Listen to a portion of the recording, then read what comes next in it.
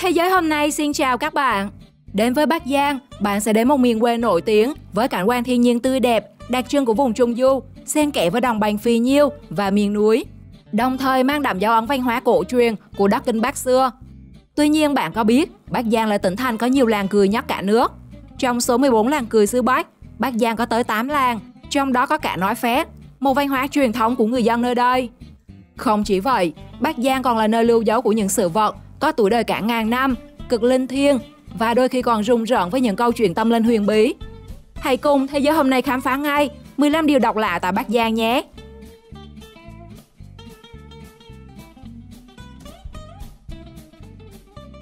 (15) Vật nuôi thi nhau tự tử. Từ trung tâm thị trấn Thánh, huyện Hiệp Hòa, xuôi một đường khoảng 5 km là đến được làng Đầu, nơi được mệnh danh là ngôi làng ma ám, khi mà vật nuôi cứ liên tục thi nhau tự tử. Câu chuyện bắt đầu từ khoảng năm 1998, những đàn gia súc của những hộ dân như heo, bò, trâu cứ lần lượt nổi đóa, đâm đầu vào chỗ cứng mà chết. Không chỉ vậy, những con vật như chó, mèo chỉ còn có 4 chân đều không thể sống quá một tuần tại nơi này. Thậm chí có con chỉ vừa tới cổng làng đã xuôi bọt mép rồi ra đi. Chỉ trong một thời gian ngắn, số lượng con vật tự tử đã lên đến hàng ngàn con. Thời điểm đó, nhiều gia đình trong làng đã phải lâm vào cảnh nợ nần chồng chất khi đổ dồn hết công sức vào mấy lứa gia súc. Nhưng gần đến ngày xuất chuồng thì bỗng dưng trắng tay. Nhiều đàn ông trong làng đã dứt áo lên thành phố, người thì đi các vùng khác làm thuê, làm mướn, kiếm sống qua ngày. Một số túng quẫn thì đi buôn bán mai thúy. Người dân bao đời chỉ biết trông vào đồng ruộng, chuồng trại, này con trâu, con bò, con lợn, con chó không sống được. Lại không biết vì sao, không tìm ra được nguyên nhân để trị, thì chỉ còn nước chuyển nhà sang làng khác. Nghĩ rằng do nơi chăn nuôi phải chỗ đất chẳng lành, nhiều hộ dân còn mời các thầy bùa, thầy pháp để trừ tà, xua đuổi ma quỷ, nhưng rồi cũng chẳng ăn thua. Ngay cả chính quyền cùng hàng chục nhà khoa học nghe tiếng, tìm đến làng Đầu để tiến hành làm hàng loạt các xét nghiệm, phân tích, nhưng việc vật nuôi chết đâu vẫn hoàn đó.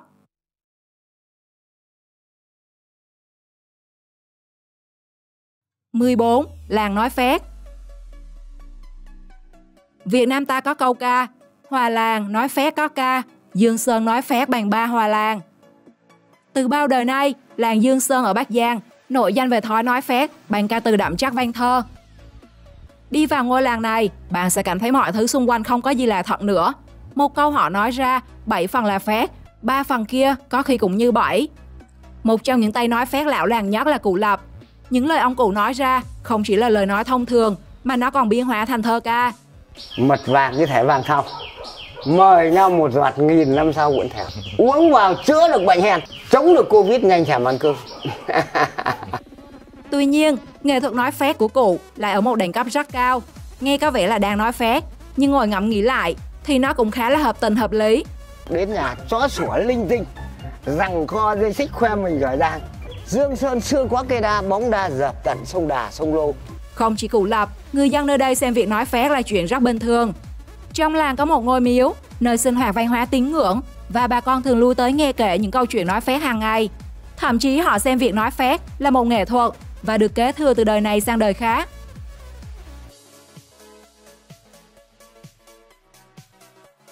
(13) Ngôi nhà xoay. Đến Bắc Giang, hỏi về ngôi nhà xoay thì ai ai cũng biết. Đây là một căn nhà lầu được xây dựng như bao ngôi nhà khác. Điều đặc biệt và độc lạ duy nhất của nó là có thể xoay tròn 360 độ. Chủ căn nhà này là ông Nguyễn Văn Lượng, một người rất đam mê nghề cơ khí. Và sau nhiều năm gắn bó với nghề, ông đã quyết định làm nên một sản phẩm đột phá cho riêng mình và đặc biệt nhất thế giới. Căn nhà được ông Lượng xây trong gần 5 năm trời, chi phí trên dưới 4 tỷ đồng. Phần trên căn nhà rất bình thường, nhưng phần dưới là thiết kế hệ thống bể nước. Toàn bộ nhà đều được nổi nhờ hầm phao ngầm, có đường kính 12 m và hệ thống chân vịt, trục quay theo thiết kế hoàn hảo.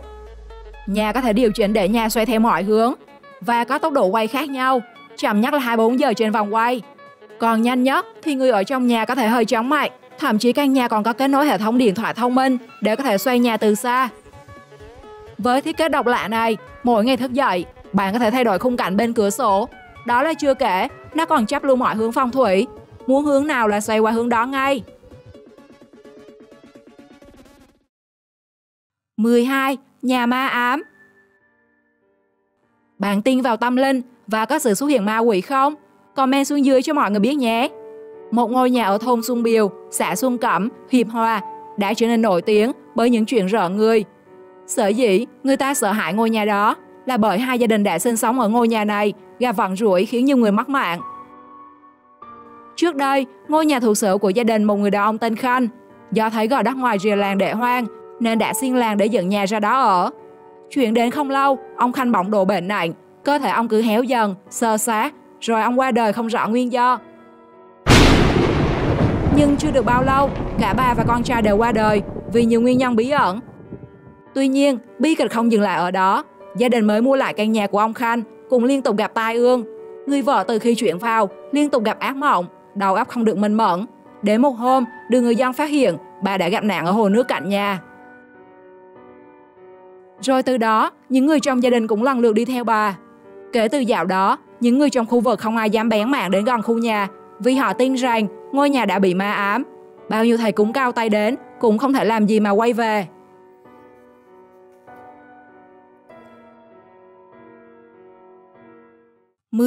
Làm cổ cúng người sống. Trong khi chúng ta thường cúng dỗ cho người đã khuất, thì đồng bào dân tộc Nùng ở Bắc Giang là có tục cúng dỗ cho người còn sống. Chia sẻ từ những người già trong làng, tục lệ này xuất phát từ lòng hiếu thảo của con cái đối với cha mẹ. Theo đó, người Nùng chăm sóc chu đáo bậc sinh thành ngay khi còn sống, với suy nghĩ sống mới hưởng thụ được, chết rồi sao hưởng thụ được nữa. Tuy nhiên, không nhất thiết mỗi năm tổ chức một lần như cúng dỗ người đã mất, mà lễ cúng sống chỉ được tổ chức vào một năm thích hợp do thầy cúng chọn. Và theo tập tục, mỗi người con phải tổ chức cho cả bố và mẹ mỗi người 3 lần cúng sống. Và mỗi lần cúng, họ sẽ tặng bố mẹ một tấm vải có lời chúc. Tuổi 61 là vải đỏ, 73 là vàng và 85 tuổi là vải đen. 10. Bạch mã. Nếu bạn muốn tìm kiếm bạch mã hoàng tử của đời mình, hãy đến Bắc Giang đi. Bạn sẽ tìm thấy bạch mã đấy, còn hoàng tử thì mình không biết. Dọc các con đường của Bắc Giang, mọi người rất dễ bắt gặp hình ảnh những đàn ngựa trắng đi thong dong trên đường. Nếu bạn chưa biết, thì nuôi bạch mã đang là một mô hình mang lại hiệu quả kinh tế cao tại Bắc Giang. Họ tận dụng những lợi thế về bãi chăn thả rộng lớn, nguồn thức ăn dồi dào để nuôi dưỡng ngựa. Bên cạnh đó, nuôi ngựa bạch khá đơn giản vì ít khi dịch bệnh hơn so với nuôi trâu bò, đầu ra lại ổn định. Một con ngựa bạch đủ tháng tuổi có thể bán với giá từ 50 triệu trở lên, giá thành gấp đôi những loài ngựa thông thường khác. Do đó, trung bình tại Bắc Giang, mỗi gia đình đều nuôi ít nhất một con ngựa trắng trong nhà.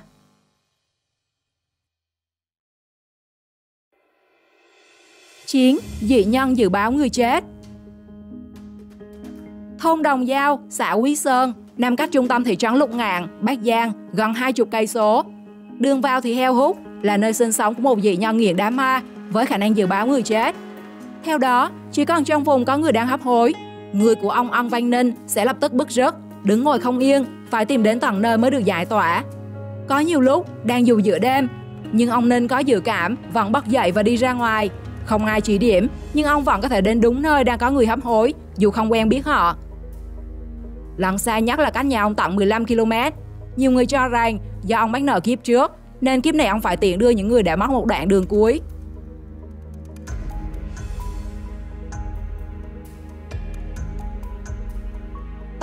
Gà đẻ 7 trứng một ngày. Thông thường, một con gà mái mỗi ngày chỉ có thể đẻ ra một quả trứng, ráng lắm cũng chỉ 2 quả. Nhưng một con gà chọi tại Bắc Giang là có thể tăng năng suất đến 7 quả trứng một ngày. Theo bà Tâm, chủ con gà cho hay, ban đầu con gà cũng chỉ cho ra mỗi ngày một quả, nhưng đến một ngày, con gà đẻ liên tục 3 đến 4 quả một ngày, đỉnh điểm là 7 quả. Mỗi quả cách nhau từ 1 đến 2 tiếng. Bà Tâm cho biết, nhà bà cũng chỉ nuôi gà với thóc gạo và rau xanh, không hề dùng cám công nghiệp, nên việc gà đẻ rất nhiều trứng quá là kỳ diệu. Có người đã ngỏ ý mua lại con gà, nhưng bà vẫn chưa muốn bán.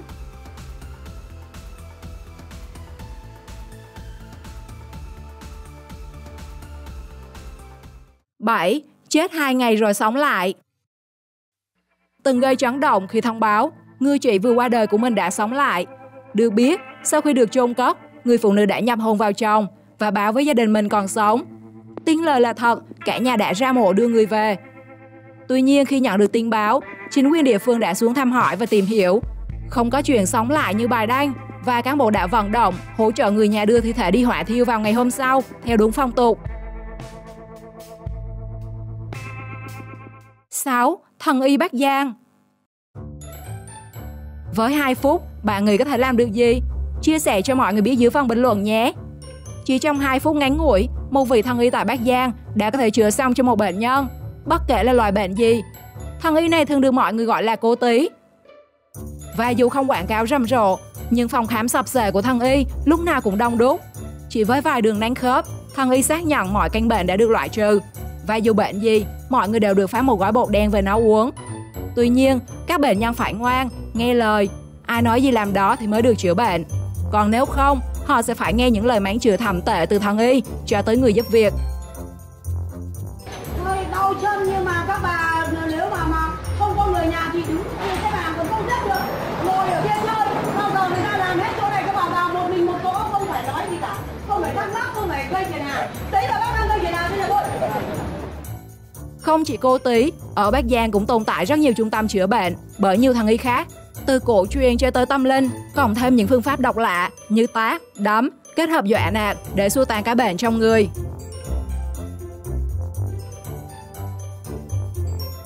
5. Cua da. Những ai đã từng một lần thưởng thức cua da Yên Dũng, hương vị ngọt, ngậy, béo thơm sẽ để lại ấn tượng khó quên trong lòng du khách trước món đặc sản này. Đây là một loại cua khá to, tựa như cua đồng. Có mình gấp 3 đến 4 lần cua đồng, chân dài. Nó chỉ xuất hiện ở khoảng cuối thu đầu đông, vào tầm tháng 9 tháng 10 âm lịch hàng năm. Loại cua này chỉ bắt gặp vào 2 tháng cuối năm, nên việc đánh bắt khó. Đặc biệt hơn là chỉ duy nhất ở Bắc Giang, Việt Nam mới có loại cua này. Cho nên nó trở nên khá đắt đỏ và khá hiếm, có thể lên đến tiền triệu 1 ký cua.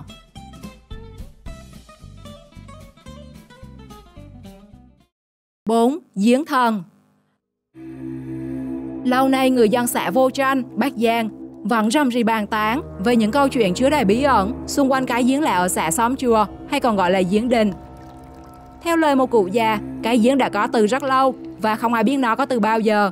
Tuy nhiên, nước giếng vẫn trong vách và quanh năm không bao giờ cạn, kể cả là mùa khô hạn hán mấy tháng trời. Người dân nơi đây khi đi làm đồng rẽ vào uống nước, nhưng tuyệt nhiên không được khen nước ngon hay chê nước dở, vì chỉ cần mở miệng thì lập tức về nhà người đó sẽ bị đau bụng. Có đi khám cũng không tìm ra bệnh. Không chỉ vậy, những người xung quanh cho hay dưới chiếc giếng này còn ẩn chứa một kho vàng của người Tàu ở bên dưới. Họ đã tìm thấy một con chó đá canh cửa dưới đáy giếng, cổ đeo tràng hạt và nặng gần 200 kg. Sau sự việc đã có rất nhiều người đem máy móc, thiết bị dò kim loại để kiểm tra. Đặc biệt là có rất nhiều người đến từ Trung Quốc. Họ lắp máy bơm với ý định bơm cạn cái giếng, nhưng bơm mãi nước trong giếng vẫn không cạn hết được. Người dân xung quanh thấy vậy, đều tin đây là giếng thiên và không cho bất kỳ ai động vào nữa.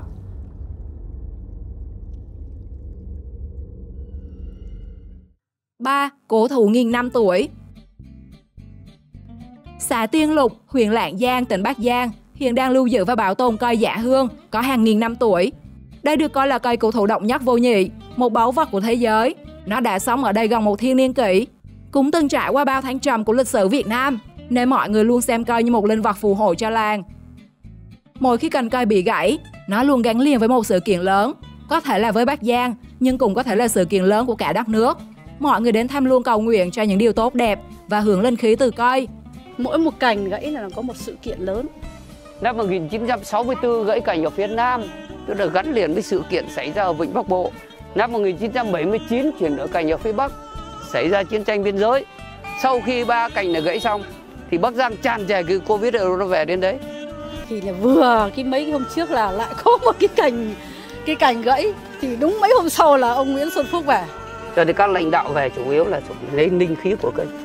Những người dân xung quanh chia sẻ, có lẽ vì sự bảo vệ của cây thần mà người dân không chỉ có cuộc sống ấm no, khỏe mạnh mà tuổi thọ cũng rất cao.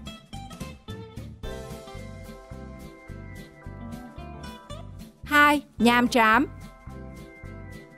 Trám đen khá phổ biến ở một số tỉnh Trung Du miền núi phía Bắc và được trồng nhiều nhất ở Bắc Giang.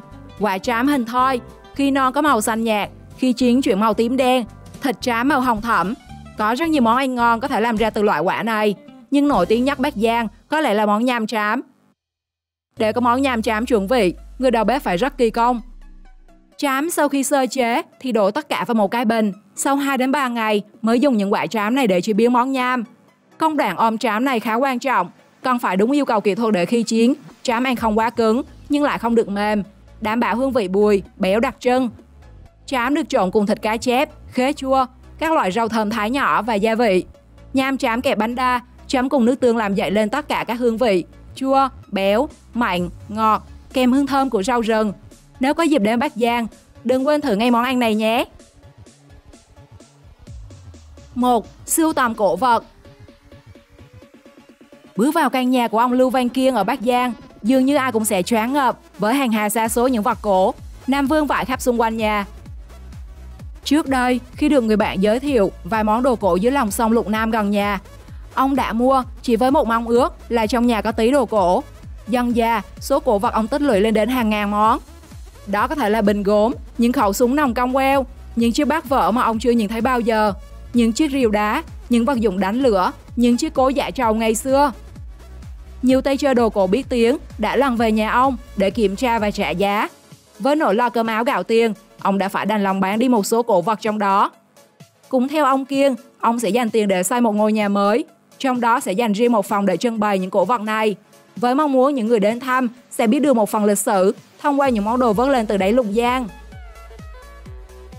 Bạn nghĩ sao về những điều độc lạ ở Bắc Giang? Chia sẻ cho mọi người biết dưới phần bình luận nhé! Đừng quên đăng ký kênh để theo dõi thêm nhiều video thú vị khác. Chào tạm biệt và hẹn gặp lại!